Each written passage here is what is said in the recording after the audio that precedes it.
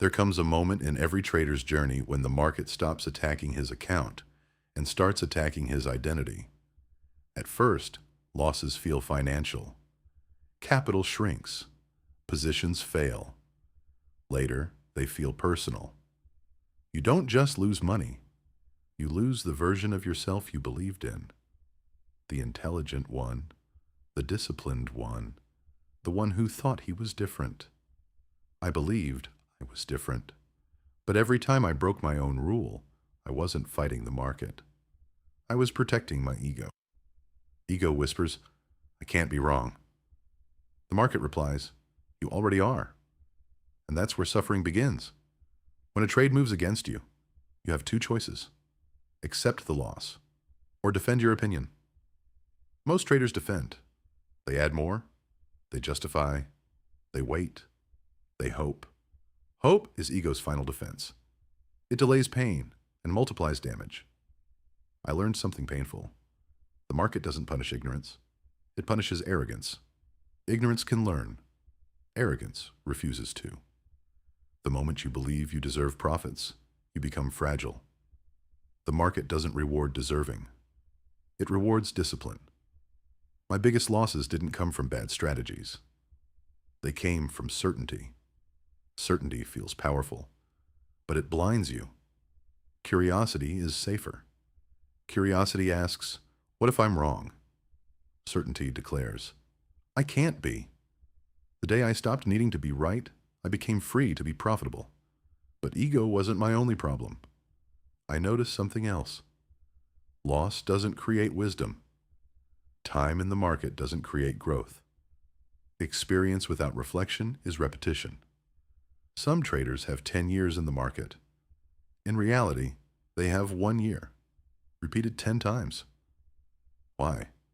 Because they never examine themselves. After a loss, they say, it was manipulation. It was unexpected news. No one could predict it. These protect the ego, but they block progress. Progress begins with one question. What part of this loss was under my control? Position size, entry rule, exit discipline, or emotion? Without documentation, memory lies.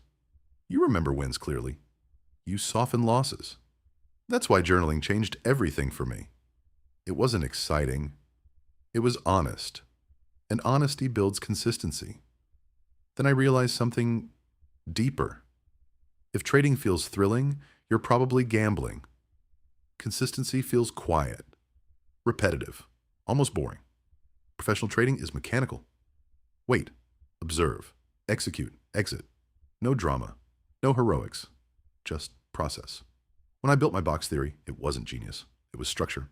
Price consolidates, breakout occurs, volume confirms, risk defined, exit planned. Simple. Rules don't care about your mood, and that's their strength. Emotion feels powerful in the moment, but it destroys consistency over time. The trader who survives isn't the most intelligent.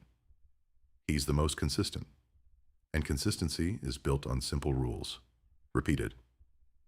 Then came the deepest realization. The market is not your enemy. It's a mirror. If you're impatient, you enter too early. If you're fearful, you exit too soon. If you're greedy, you stay too long. Price doesn't create your weaknesses. It exposes them. When I stopped blaming the market and started examining myself, everything changed. Trading isn't a battle against charts. It's a negotiation with yourself. And you cannot win unless you're honest. When I accepted that my greatest opponent was not volatility, but my own impulses, the market became clearer. Not easier. Clearer. The market didn't change. I did. And when I changed, the mirror reflected something different. Calm instead of ego. Structure instead of opinion. Discipline instead of excitement. I stopped trying to defeat the market. I started mastering myself. And that is where consistency begins.